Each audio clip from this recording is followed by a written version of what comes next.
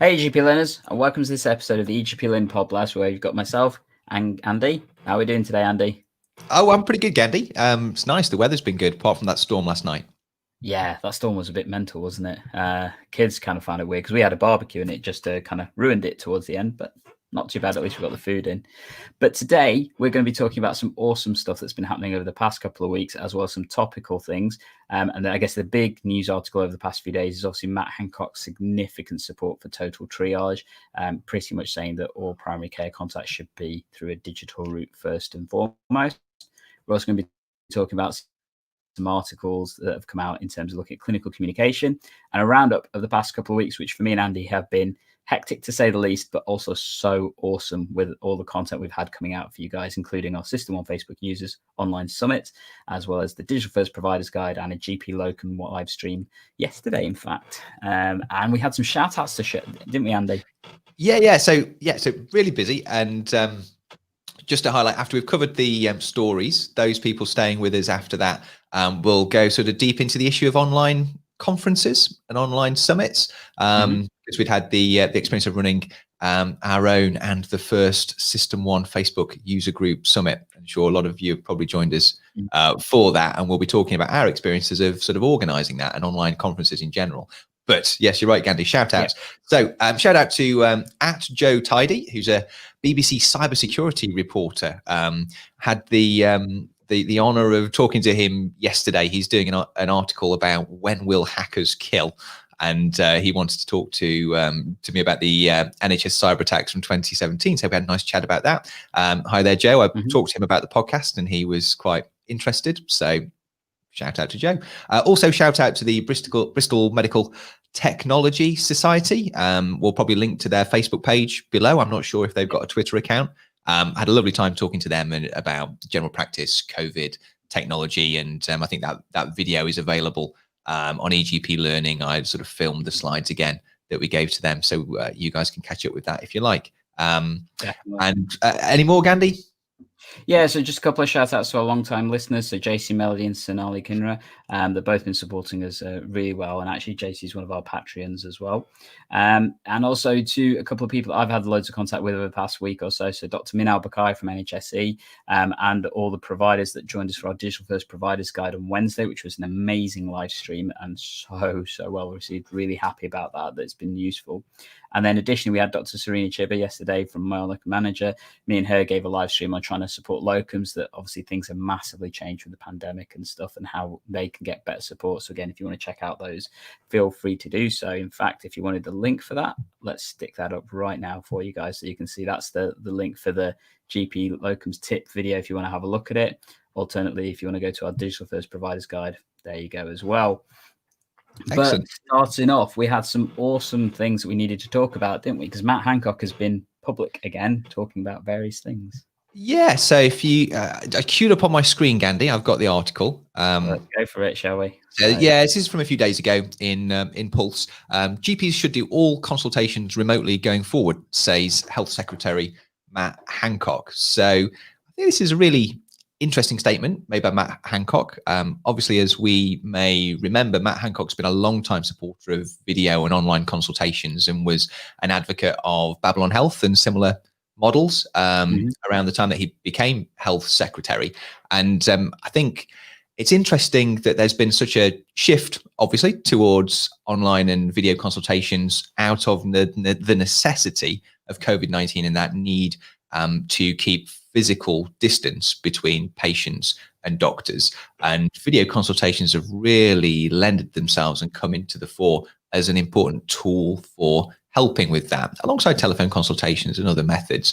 But Matt Hancock is perhaps feeling a bit sort of vindicated. It sort of justifies the faith that he'd placed in video consultations before. So I think it's perhaps a good thing for him to talk up politically, potentially.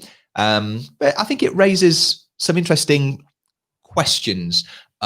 All consultations going forwards, I think, are the interesting words, all and forwards. I mean, what do you think about this, Gandhi? It's nice to have the air cover from the health Definitely. secretary to keep a lot of what we have changed and what we've valued and what we feel is working going forwards. But my question for you and the listeners today would be, can we go too far in our rush to put tried and tested consultation models in the history books and in the dustbin, and and embrace the new? What do you think, Gandhi? Can you go too far? Can you go too quick with this? I think it's possible, definitely, as with anything. I think a lot of this, unfortunately, has come about because of our illustrious media, and particularly parts of the media who had a massive headline kind of articles about the fact that only 1 in 10 patients are being seen physically by their GPs, and various articles around that. So basically, that obviously physically seeing a GP has changed since COVID came along, and lots of comments about it. So I kind of feel Matt Hancock's hand was forced at this point to make some sort of public comments because of the way that the NHS has responded to provide, access and equitability.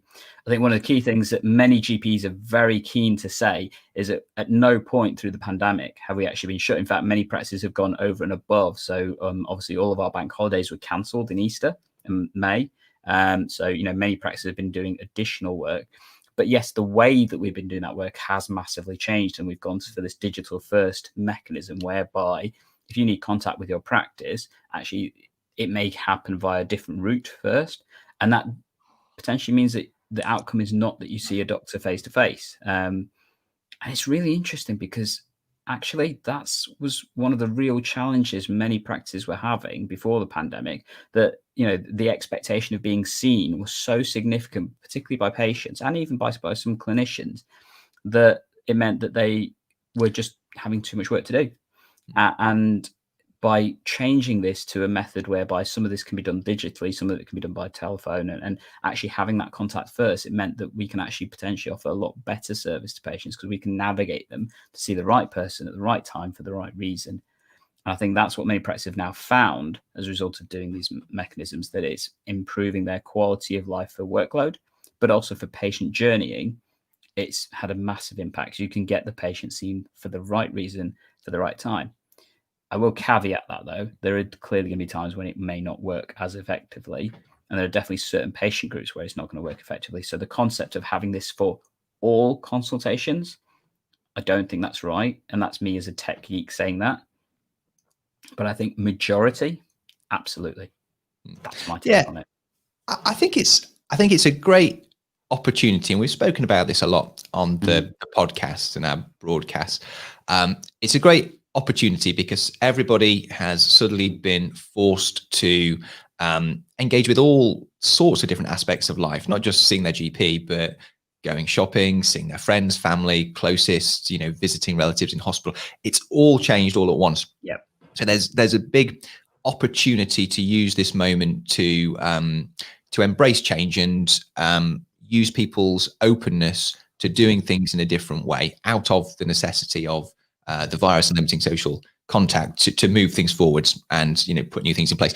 It's also really, I think, helpful to have this sort of air cover, I think is what they call it, from the Secretary of State for Health, because it's really giving us permission to continue to embrace these new technologies and ways of working going forwards beyond the pandemic. That's why that word forward is quite important for me in the statements made by Matt Hancock.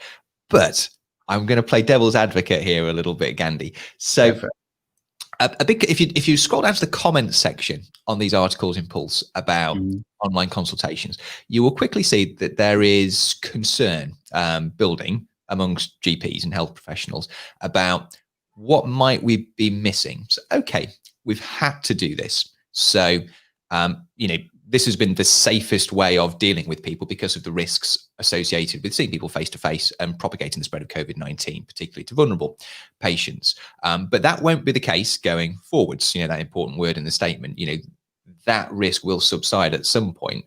Yeah. We've been doing these new experimental ways of consulting people because we've had to. And that means that, if there might be downsides, but we've had to do it. So we've had no alternative. But how safe do we know that how safe and effective do we know these ways of consulting are compared to traditional face-to-face models? There isn't necessarily an evidence base for that. And people are obviously concerned about, okay, what is being missed? In 6 months' time, when we look back at this period, and it transpires that people may have been more unwell than we thought when we assessed them on the phone or video, and something has happened, only then will we start to get some awareness of what might be missing, some of the unknown limitations of these consultation models. So I'm just beginning to, just think those voices that are saying, hang on, hold on, maybe we need to think a little bit more. Maybe there's something in that. What do you think, Gandhi?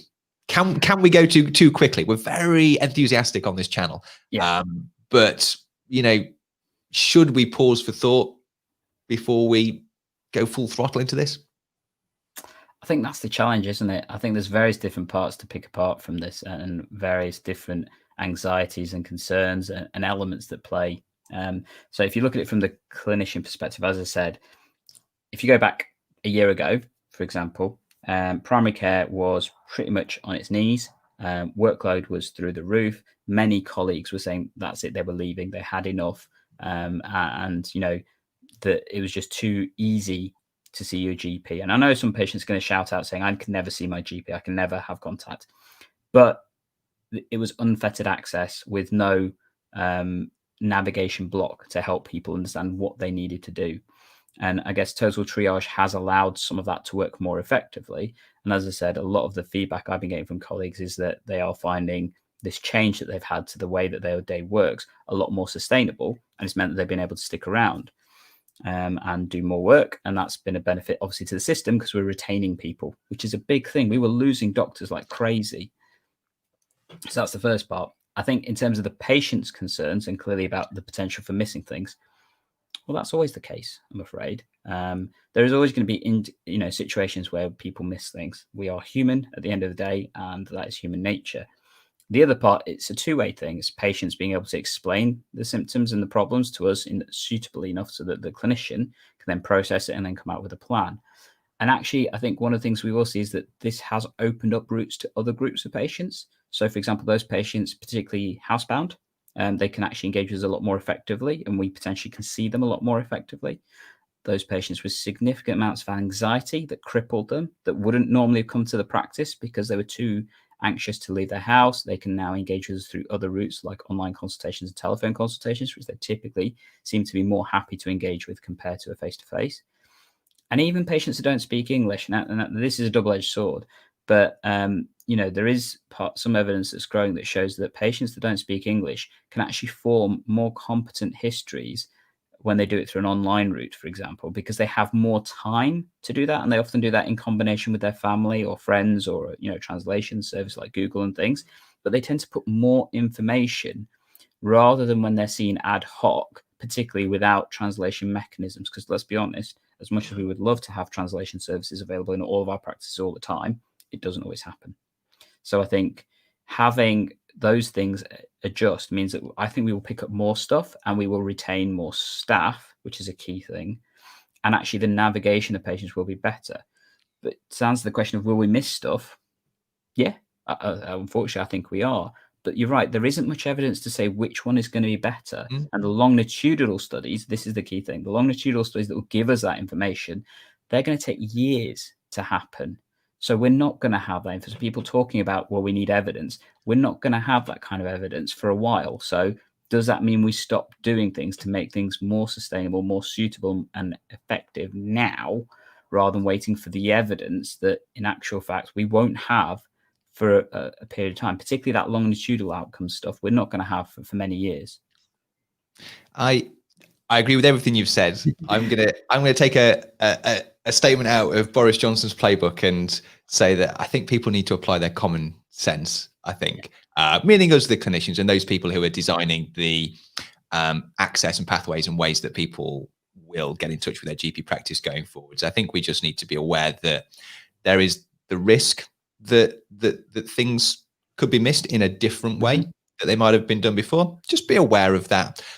Be aware of the importance of those communities that can't access digitally things as well as other communities, and just be sensible, apply common sense, and but also accept that there are a lot of benefits from these technologies, and this is a golden opportunity to change and just move forward sensibly. I think if I had the opportunity to rewrite this headline, so I'd change it a little bit. So it says GPs should do all consultations remotely going forward, says Health Secretary. I think it'd be nice if it said all initial contact with GPs should be remote where that is appropriate for that patient. I think so. That's good. So, but that's not as punchy though, is it? Not as punchy, no. But digital first, because I think actually that having that initial contact electronically, I think is actually great for the GP and great for the patient, because it reduces waste in the system. Often it is clear that they do not need to see a GP, that it can be dealt with over the telephone or via video or via emailing some pictures or other information to the GP surgery. And if that's possible and the patient is happy with that, the GP is happy that that is safe, that the chances of an adverse outcome that are really, really low, that's great. If the GP has any anxiety that there's the possibility that something might be missed, they just get that feeling that there's just something not right, I want to see this patient, or the patient has a good reason for wanting to be seen face to face or to go for a different consultation method, then the option should be there to convert, I think. And people shouldn't feel bad about doing that. Some of the more junior clinicians at my surgery, I think, have been feeling that there's always an obligation to keep things remote more than there perhaps is, because they're aware of the risks of bringing people to the surgery, and that we've said as a general policy that we shouldn't. So some of the conversations I've been having with junior colleagues is, I feel anxious about not seeing some of these mental health patients face to face because I just don't get the same reading of them. And my answer is just bring them in, wear PPE, convert. So going off on a bit of a tangent there, but I'd just rewrite it slightly. I think if all the initial contacts are remote where possible, I think that'd be a great move forward. But I think one of the things it has highlighted is this difference in terms of want versus need again. And I know this is something we often talk about, the different drives that people have. And one of the things that I think the digital first movement will help with is that it allows us to try and tailor the consultation mode to the need of the patient. And it's important to remember that the wants and needs will always be different, both from the patient's perspective and from the clinician's perspective in terms of what we can offer. I think by opening the options we have, that's always increasing inclusivity. But like you say, there shouldn't be the mechanism that all things have to go through this particular route. That's where practices will get stuck. That's where patients will also get stuck as well. So similarly, I've had patients that turn around and said, I don't want to come to a face-to-face. I don't want to come to the practice. I'm like, well, actually, this is really hard. I can't give you competent advice unless I do physically put my hand on you to examine you and to do certain things that I can only do face-to-face. So that's going to be a challenge for us. And it's understanding the dichotomy of those different perspectives that actually it's going to conflict at times. And how is that going to be resolved? And whose need / want is going to be more viable? And that's where I think we're going to have a lot of the challenges with the new systems. Yeah, but a golden opportunity. And actually, on balance, I think it's great to have air cover from Matt Hancock to make these changes. Don't always agree with Matt Hancock, but it's actually feel this is on the whole positive from him. Agree. Similarly, maybe we'll tweet him and say that. Well, we included his ability to join us for this live stream. I don't know if he's ever considered doing it, but open invitation, Matt. If you ever wanted to join us for one of these discussions about health tech, we will make it to you, and we will happily have you on the stream. Fantastic. So Gandhi, there's another story that we were going to talk to. I've got these queued up on my screen, haven't I? So I'll offer to share my screen again. No problem. Do you want to lead us into this one?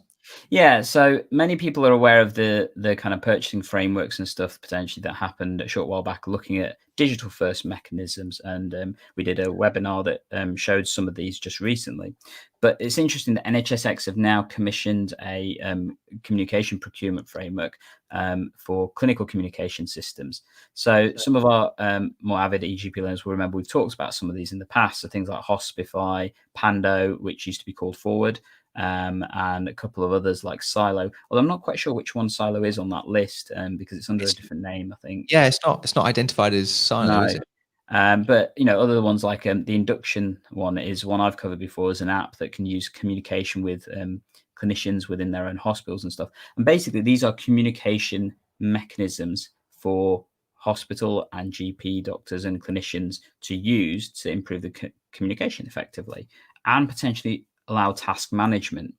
And I think that the reason why this is really interesting is I've always been keen to have something like, Asana or those kind of platforms that allow us to do task management a lot more effectively in primary care, because our clinical health systems, unfortunately, don't do that so well. System 1 and EMIS don't have task management ingrained in it unless it's purely about patient care. About other stuff like practice-based stuff, organizational-based stuff, that's not really a factor. And I know some people are looking at things like MS Teams to try and deliver that, or TeamNet is another example of platforms that can help you do those. But they've not been great at doing it. That's the thing. There are much better commercial platforms, but the issue you have is that commercial and NHS don't match. I mean, we all know this. I mean, this is the reason why we always say that WhatsApp should never be used for patient communication.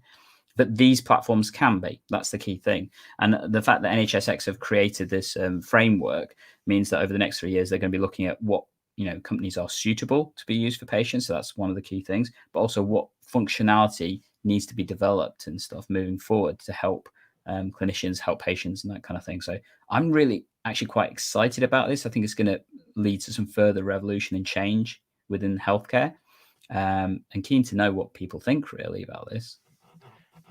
So I'm excited about it as well. So this story just sent me down memory lane a little bit. So this isn't in the show notes, Gandhi. This is off the top of my head. But I was reflecting on this with Joe Tidy from the BBC when I was speaking to him, because the NHSCyberAttack was only 2017, only 3 years ago. 3 years ago, not actually that long ago. And I was reflecting on how myself and colleagues like you and other people, in fact, just general GPs, would always have a bit of a running joke about how archaic NHS IT was at that time, and that we were using Windows XP in 2017 that was released in 2001, and Microsoft no longer actually supported with updates, and that's one of the issues that led to the issues with the cyber attack. And we were using Internet Explorer 11, and none of this communication software, MS Teams, any of this was anywhere on the radar. And it is now. Things have changed so much. We've got Windows 10. There are people offering to give the practice webcams, MS Teams. There was a really after a little bit of pushing at the door, there was a really open attitude towards video consultations and AccuRx and these other providers. Things have just come a really long way. It's just something that I was reflecting on. So hats off to NHS Digital, NHSX, and the leadership up there, because things have changed. Definitely. And I think, moving forward with that agenda, yes, there's always going to be the aspects of not leaving other people behind and the have-nots, and that's definitely appropriate. We look at it. But I think that the shift that we've seen is really an opportunistic time. And I think enabling clinical communication to flow more effectively and task management to work effectively, particularly in our practice and our network environments, definitely going to make my job a lot easier if that works. And so keen to definitely see that we have some of this. And I think we're finally getting somewhere. Yeah, it feels like we're rapidly moving into the future now. Yeah. Exciting times. Exciting times, definitely. And I guess that's a good place for us to segue into other exciting times that we've had over the past couple of weeks. What do you think?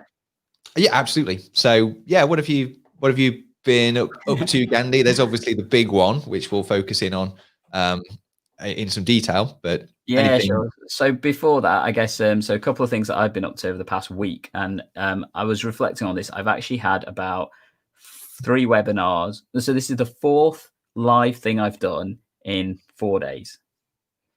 So that's a lot of live content, to be honest.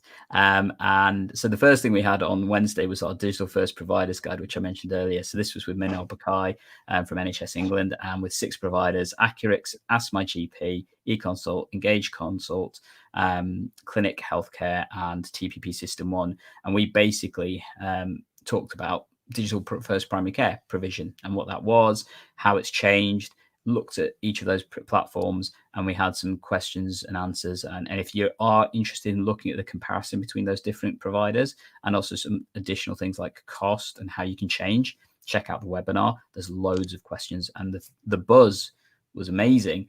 So it's on the screen at the moment, Gandhi, on my screen share, if you want to bring it up. Let's do that, shall we? I'm just reflecting at the number and detail of comments that happened. Yeah, that was fun to try and coordinate. I must admit, that was one of the hardest things I've done in a while. It was only an hour and 10 minutes or something like that, but my God, trying to keep everyone to time and stuff, that was a challenge I've not had to do for a while in terms of intensity. But it was really good. Really enjoyed it. Had a great fun, and I hope for many people it's a positive experience and really useful in terms of education and stuff, learning about this kind of thing. Yeah, this is a really hot area, isn't it? Because I think there are so many. I know my surgery is in the position of currently considering kind of what sort of digital first provider to go with at the moment. I'm sure there are so many surgeries in that position right now. So it's just such a hot question. So it's great to have some content out there to try and address it. And there's probably more that we could do to help people decide. Have you got some one-on-ones coming up, Gandhi, with? Yeah, so quite a few of the providers. So one of the challenges with this, we had to give each of the providers only 5 minutes to demo their platforms, which, to be fair to them, is a massively tall order. And I even stated that at the start that we're probably not going to be able to get in much detail as many people would want. So quite a few of the providers have come back to me saying that we'd like to do this again in more detail. So we will be facilitating that. Additionally, there are lots of other providers as well, and keen to showcase their content as well. So there are some really good providers that unfortunately just couldn't attend. Unfortunately, my system only has a max out limit of people that we could share at one time. So we're going to be doing this again, very much so. And I think this is all feeding in parts of something else we've got planned at the end of September, on the 30th of September. So myself and Andy are going to be running a conference focusing on digital first primary care. And, quite a few of these providers are keen to showcase what they're doing. So we hope that this will be something that primary care will really benefit from as an annual conference that we can provide. And it's online, which makes it so easy to engage with. And we'll talk about that a bit more about the S1 FBUG. Yeah, well, online conferences are so great, aren't they? We'll talk about that in a moment. Did you want to talk about the flu and TPP? I've got that queued up. Yeah. So, I'll come back to that one if that's all right. The other thing I just briefly wanted to mention, on Thursday, I did a live session for the South Yorkshire VTS group, and that was really interesting because that was a different mechanism delivering a conference kind of content. So they used Zoom to do that, and we'll talk about that, I think, a bit with our one.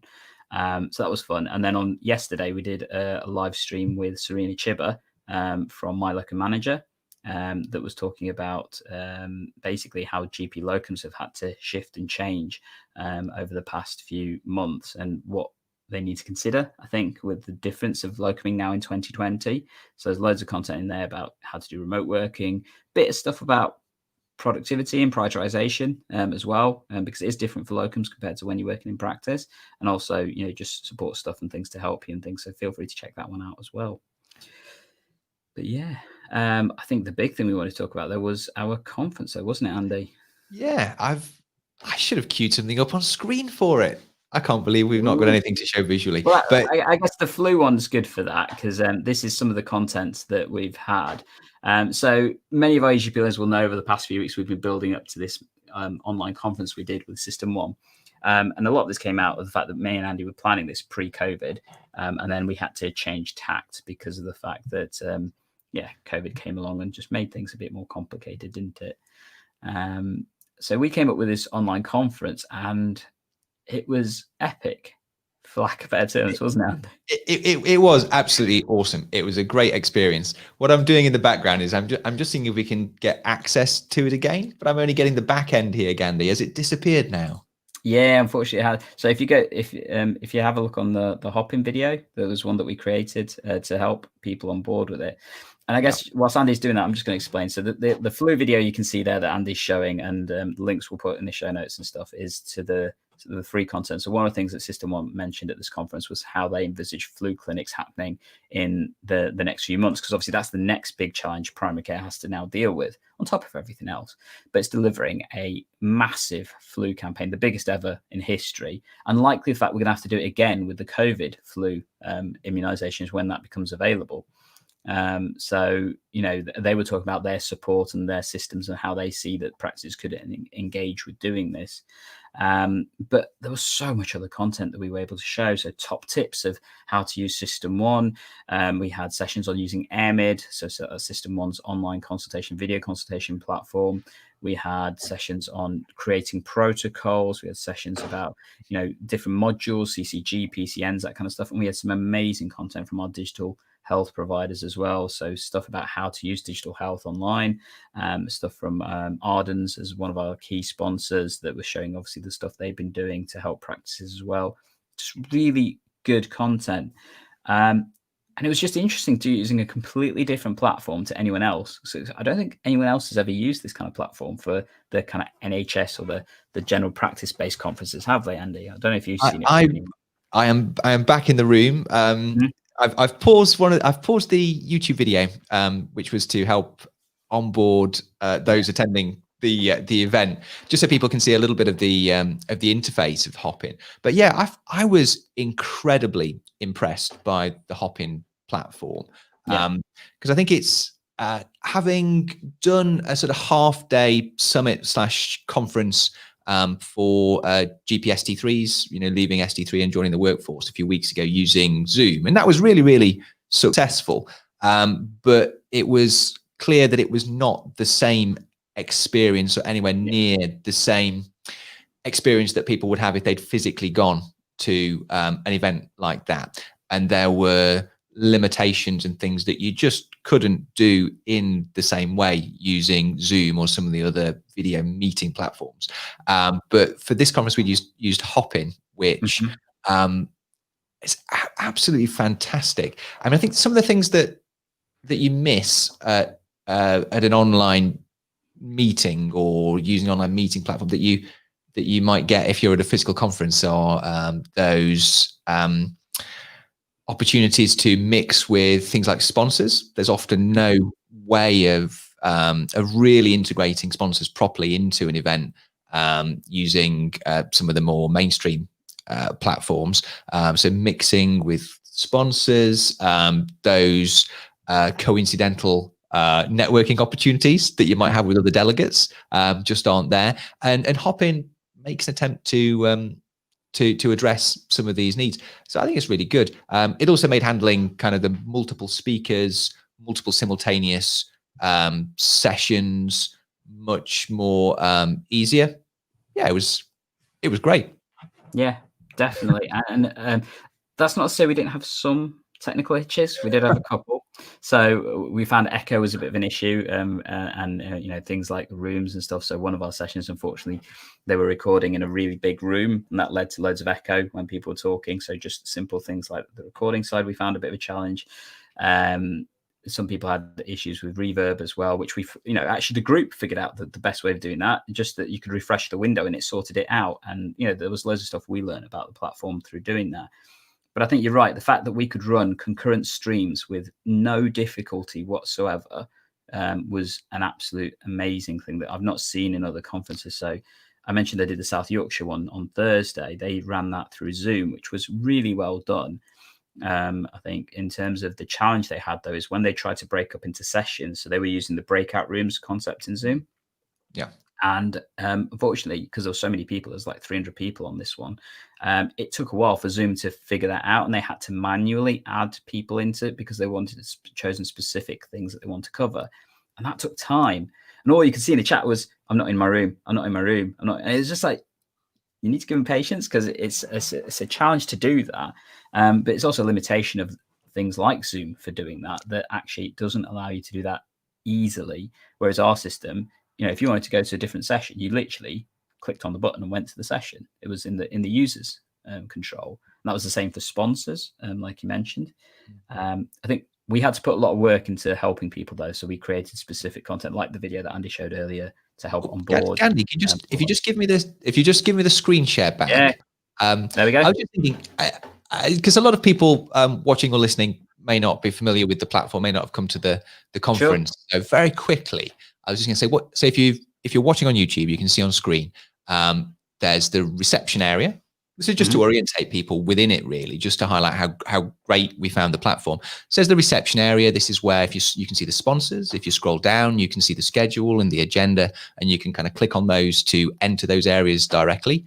There's a main stage, so it's kind of mirroring that concept and reality when you're at a conference. That there is a main stage. That's where the main things happen. So people can click that and hop onto the main stage and hop in and out and watch what's happening. There's the sessions area. So this is where you perhaps have those smaller rooms that aren't the main stage at a conference. And this is where you can have live chats and presentations going on in different booths. And those can be branded with logos. So you can have sessions from your sponsors or other speakers that might perhaps not be what you want on the main stage at that time, but to give people a bit of variety, an option to go deep into another topic that they might be interested in. So that was really good. The networking tab was, I don't know quite how much it was used, but I tried that when I was doing a sort of trial session with the sponsors. That was really good. So if you're, it's really great, isn't it, sometimes to bump into people at a conference and have a chat and see, okay, what are you doing in Cumbria around remote access? What is happening? So if you click on that network tab, it's a bit like chat roulette, if people know what that is or was, or if it's still happening. So you're randomly matched with another delegate, and there's a little counter, and you can talk for 3 minutes, and then you can exchange details using a special button. So you can exchange details, and then at the end of those 3 minutes, it stops, and you're matched with another delegate. You can chat. And actually, I think for some people who are perhaps shyer about approaching people at conferences, this is actually a better way of meeting people, exchanging information and getting contacts.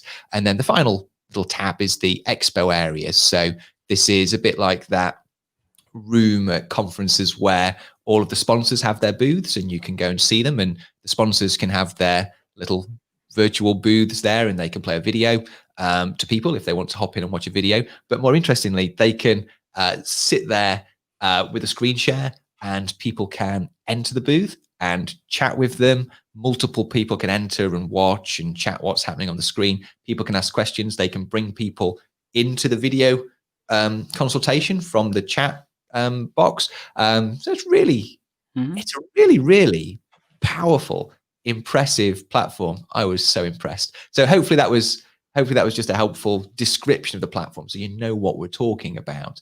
But yeah, there are a few things that I think actually, Gandhi, and you really led with this, so hats off to you. There are a few things that you did really well, and I think you anticipated where there might be some pinch points and problems, and you did really well. So I'm going to give you credit for these things. So I think one was you onboarded everybody really, really well. So there was an onboarding video for delegates, people attending the conference, about how to log in, simple things that actually people were still getting wrong on the day that we had to help them with. So actually, you need to sign up for the platform. You need to log in. This is how you move around the platform. That was great, because you can't automatically think people are going to arrive, have to sign in and learn how to use a new platform and have a great experience of a conference all at the same time. So they needed to log in before. That was great. Similarly, the sponsors, you'd done a similar thing for them and actually arranged, 1 or 2 or 3 opportunities for them to meet with you and us on the platform to try things out, try their booth out. And done a video for them, and also the speakers. There was a lot of work put into actually making sure the speakers knew what they were doing and knew what they would be doing on the day. So hats off to you, Gandhi. Lots of work, but I think it paid off. There was also, supporting people on the day, but I'll let you, do you want to speak to any of those? Because I thought they were fantastic. I mean, first of all, thank you for that. Blushing a little bit right now. But yeah, I think part of the challenge I saw is that, this is a new platform. And whilst many people have used loads of video conferencing software before, potentially with things like Zoom and MS Teams being used quite a lot in primary care, this was different. This enabled us to do so much more. I wanted to make sure people had a really good experience, both from the delegate side, from the sponsor side, speaker side, because the more you do to prepare, hopefully the better it goes. And I kind of realized that, because it is a new platform, people needed to know how to use it effectively, and especially the sponsors and the speakers, because that's where people get frustrated, when things go wrong. And to be fair, we even learnt on the day still things that could go wrong. So when I started on the stage, I kept getting echo, and that's because I actually had about 5 windows open at the same time, trying to do everything all at the same time. Quickly realized that wasn't going to work, so I had to cut a lot of that off just to prioritize what I needed to do. And then the tech support was, I think, the biggest thing that I knew was going to happen. And yeah, it did. So we created a WhatsApp group for all the delegates, and we created a separate one for the sponsors as well. And we had myself, you, and we had a third person as well, just to help us with providing that element of tech support on a different platform, so that if people couldn't even get onto the Hopin, they still weren't excluded. And we made sure that, everybody had access to that, because for us, it was really important that, hopefully this was the most positive experience you could have engaging with the conference that wasn't face-to-face. And I think for me, the best thing about this was reading the feedback from this session. I mean, that was just, it was amazing. So we had 80 plus comments, completed feedback forms, which for a conference that had 120 odd people signed up, I think is an amazing feedback rate for a start. But additionally, the comments were just awesome. And yeah, there was definitely some tech hitches that we've sorted and we figured out on the day. But the main thing was, the fact that people didn't have to take a whole day out to go to a conference. We had loads of people saying how they'd engage with their kids, throughout the day, and were able to dip in and out as a result of that. And that meant that they could attend and get all this content and stuff.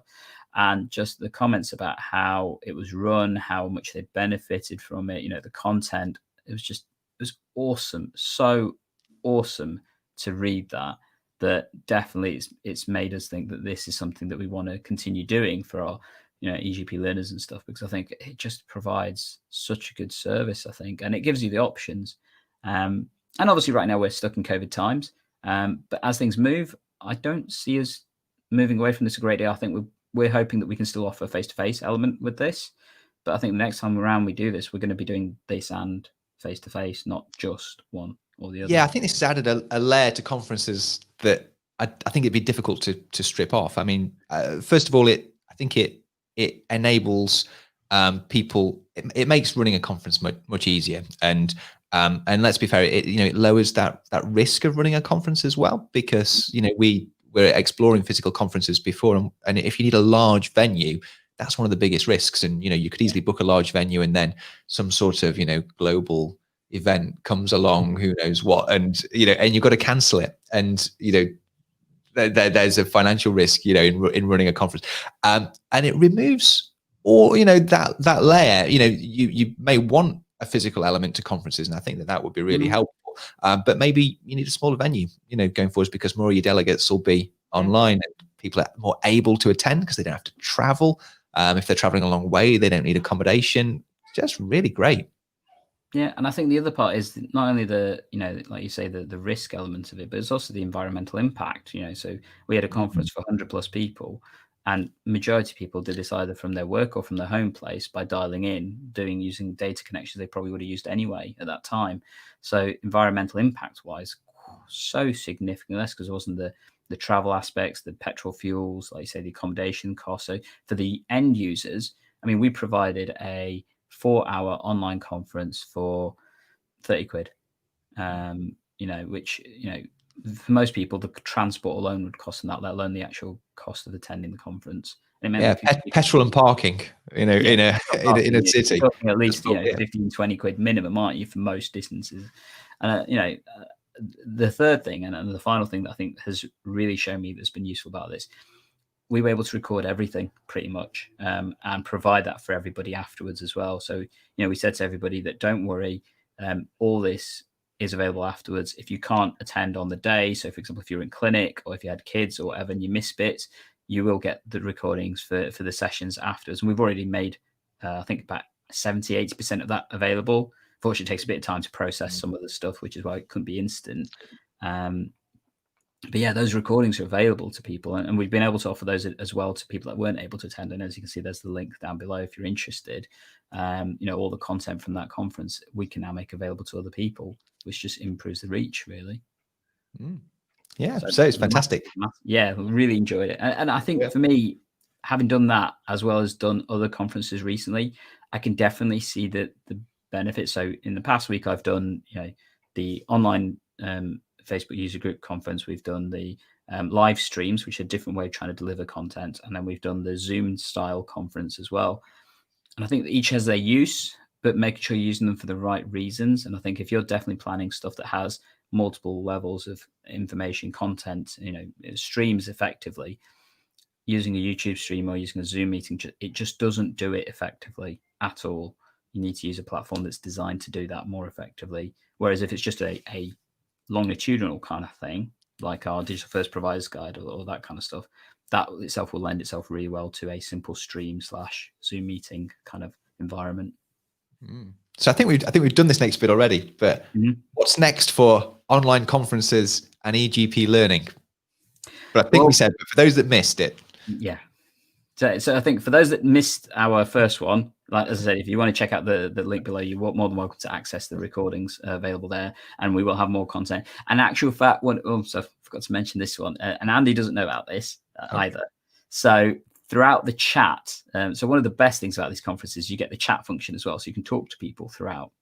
And what I've asked System 1 to do, and they've already done this, and we're going to release this in literally a day or two, is they've gone through the chat from the main stage and from the Q&A sessions, and they've answered every single question that was asked. So we've got that in written format. So there were loads of stuff that sometimes you just don't have time to cover all the questions.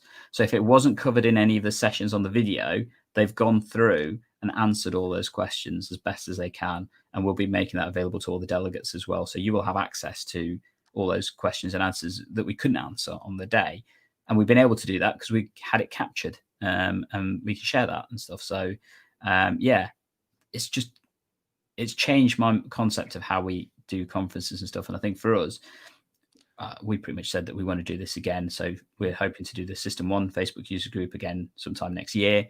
And I think there will definitely be this element as well as a face-to-face element to that conference, but also other ones. And we mentioned that we're doing the Digital First Primary Care Conference in September. That's looking basically, as it sounds, how we can support practices, networks, GPs, patients, but basically everybody with digital first primary care, and hoping that we've actually going to have some really good content for you for that conference. And yeah, it's just going to be an awesome ride, I think. I think it's going to be absolutely amazing. The Digital First Primary Care online conference. Really excited about it. So that was good. So has that brought us to the end of? I'm at the end of my Google Docs show notes here. But is there anything else? No, I think that's everything. So we hope you've enjoyed this episode. I know we've had a few viewers jump in and out, and as ever, we're always happy to answer your questions live on this kind of stream and stuff. We have got some really interesting stuff coming up for you guys through the eGPLearning platform. Loads of content coming through and discussions. And actually, if you ever want to chip in and give us some ideas, we're always welcome to take them. So contacting us, whichever platform you prefer. So both me and Andy are available on Twitter, Facebook, LinkedIn, any platform kind of you prefer. Definitely make sure you subscribe. We love it when you do so. We've been seeing that so positively, particularly the comments are just amazing. Loving that. And I guess as always, Andy, eGPLearning is here to outside you and your patient's time by taking hands in your primary care and learning. Yeah. Oh, beautiful. So yeah, enjoy your weekends. We'll catch you all in the near future. See you later, guys. Bye. Bye.